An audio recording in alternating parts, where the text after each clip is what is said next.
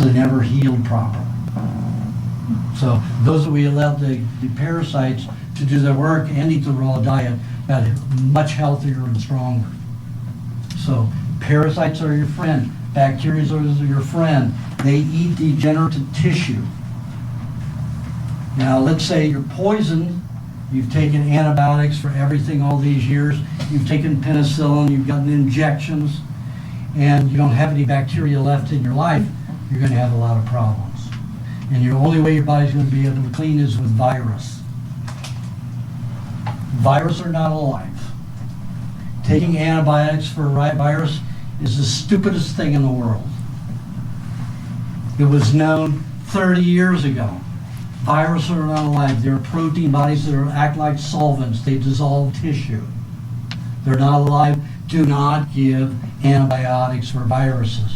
And what do they do today? You have a virus, they'll give you an antibiotic. It's an absurd case. And they're always talking about, you have all these writers talking about live virus. It's a misnomer. There's no live virus. They have no respiratory system. They have no nucleus. It's like calling Tide soap alive. It's ridiculous. And that's what viruses are. They are soaps. They are solvents that go in and dissolve tissue. And your body has over 320,000 varieties of virus. Each element of your tissue, intracellular tissue, has a different type of virus that's specific to dissolve that tissue when it's in trouble, when it needs to be dissolved and rid of. Just think, if one virus dissolved everything, then you would have complete dissolution and death. But the body is finite and intelligent, even though you've poisoned it to death with antibiotics and pollution. It makes finite viruses that specify a particular dissolution of tissue. And the pharmaceutical industry will say, and the doctors who are their sales pitches say, well look, it dissolves in this tissue, in this cell. It breaks apart this part of the cell. Yeah, so? But they get you thinking it's the end and all, that your cell's going to completely die because of it.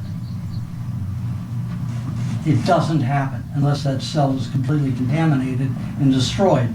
And the death of one cell in your body isn't going to kill you. So the medical profession and the pharmaceutical communities frighten you to death with all these stories. How can you get virus to be a contagion when it's not alive? You can put a virus in a petri dish that's fertile, that cells can grow in it, and not one more virus will appear in that petri dish under cellular conditions, even for a week. Not one more will appear. You put live cells in there and all of a sudden they start multiplying. But they don't multiply. Cells make virus. Just like we produce soap. You calling virus contagious is like saying Tide soap is contagious because it's in every home. Humans have made it as a soap to clean their laundry.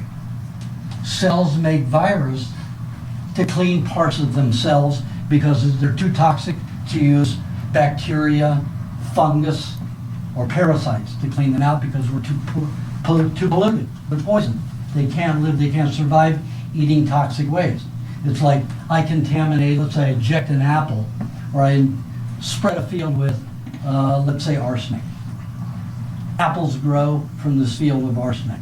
You've got a high content of arsenic in this apple, and I give it to you to eat. What's going to happen to you? You're going to die. Well, that's what happens with a bacteria and a parasite and a fungus when it goes to eat a cell that's contaminated. They die. So they don't multiply. So then all we have left is virus. The body has to produce virus to clean itself. But viruses are like soaps. What do you have to do with soaps? You dilute them in the H2O. And what happens there? When a parasite or a bacteria or a fungus eats something, it takes the amount of food that it consumes and it dwindles it down to this tiny little waste product. Parasites can eat 100 times their weight in 24 hours and discard 1% of it, 1 to 2, 3, even 5% depending upon the parasite. That means it's like you eating 100 pounds of food in a day and having a 1-pound bird in the morning. pretty efficient. I like that. I like that. Because that parasite has made sure that I have to discard a very small amount. Now bacteria, depending upon the bacteria, can eat about half of that in 24 hours. But still, its waste product is a small amount. What happens? We eat 14 pounds of food in a day. A lot of people eat that much. And they have a 1 pound during the next day. That's not a good ratio. I'll take the parasite and the bacteria any day as my assistants. Fungus is the same way. It takes something and reduces it in stature. When your body uses virus, it dilutes and spreads it all throughout the system. That's why viral meningitis is a problem with coma. Because when you have a viral meningitis, which means the coating around the brain or the nervous system is infected, it's got pollution in it, there's nerve damage in there, and the body needs to dissolve it and clean it out. Anytime you have an infection, it means the cleaning, janitory going on, you have more nutrients flowing to the area, and that's what swelling is. You always want swelling, you never want to stop swelling.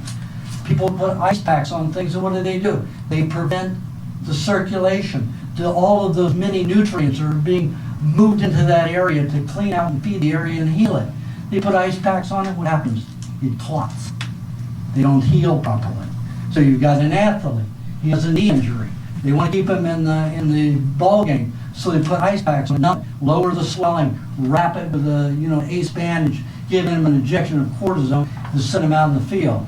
What happens in 5 years? His knee's gone, his knee's blown. 4, 5, 6 operations and surgeries, and finally when he's an old man, the only thing he can do, and an old man for an athlete is 45, 47 years old, he's got a knee transplant. Which means he's got a piece of plastic put in as a knee. That's not the way you handle it. Never freeze a swollen area. You put a hot water bottle next to it, you put heat there to increase circulation. You'll get well faster. Always put heat. Never a heating pad because you have an EMF field. A water bottle. EMF fields destroy the molecular structure of cells. So always, I don't care if you put hot water in a glass and wrap it with a towel. That could be your hot water bottle. The best is a rubber one if you want it to last a long time, a true rubber hot water bottle, so it doesn't outgas plastic. So when you have all this viral contamination, your body has to get rid of all that fluid. And if you've got that swelling in the meningi, the extreme swelling from the virus, you've got possibility of damaging and rupturing, the consciousness center, so you go into a coma, or you have an aneurysm, or you have a broken blood vessel in the brain. You ever have that kind of situation where you have a headache and it's getting strong? You can lay down on your back, put 2 hot water bottles on either side of your head. You put a towel over the hot water bottles on your head so you're tenting the heat into your head. And what will happen is all of the sinew, the tendons that connect these fissures in your brain will relax and allow the skull to expand. Headaches are when the brain expands and the skull doesn't. And it puts pressure in the meningi. So you want to relax so the skull can expand with the brain, then there's 80% of your headache gone. Then with the headache formulas in the book, you can get rid of the rest of it. That's, lemon and honey and sparkling waters and some cream.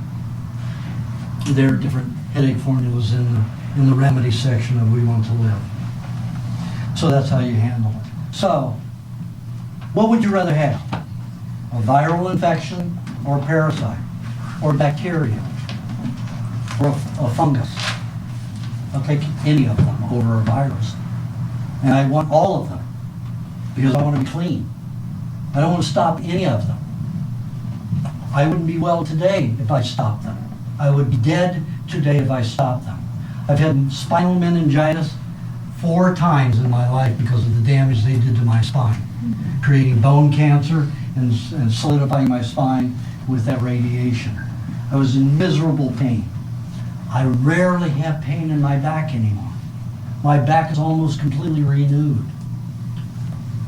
Just one little vertebrae right here still isn't intact yet, but all the others are. And I've got 14 years to go to reach my 4 years. And I'm already satisfied.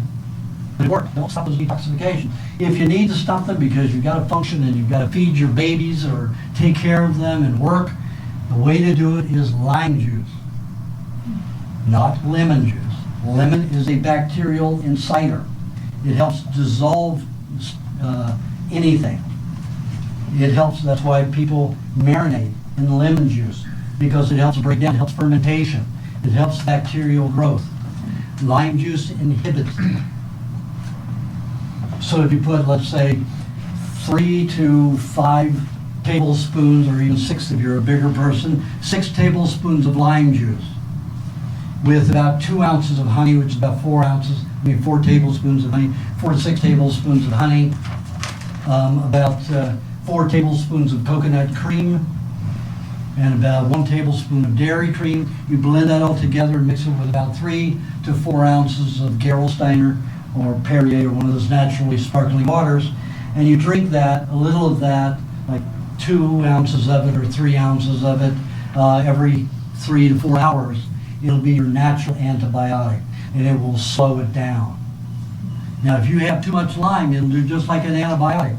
It will destroy all of your bacteria, intestinal everywhere. But at least it won't have the side effects of an antibiotic and the long-term damage. It'll just ruin your digestion for 3 to 6 weeks. And then you have to live on sucking eggs. So if you want to suck eggs for a few weeks, only. Have some milk at night, then have all the lime juice you want and stop your detoxification. Okay. So let the body go through its natural processes. It is very intelligent. I wouldn't be walking today. So remember, I was a worm in constant pain. Severe, chronic, intense, excruciating pain. 24 hours a day. Even when I was unconscious and asleep, I felt pain. So I learned the bathtub. Then I had some respite. When I learned to sleep in a bathtub, it was like discovering the world was round. Only more efficient, more helpful. So don't try to stop your detoxifications. Try to endure them until they finish. And there are many remedies in the book to help you get through any kind of detoxification. Okay, we're at the question and answer period.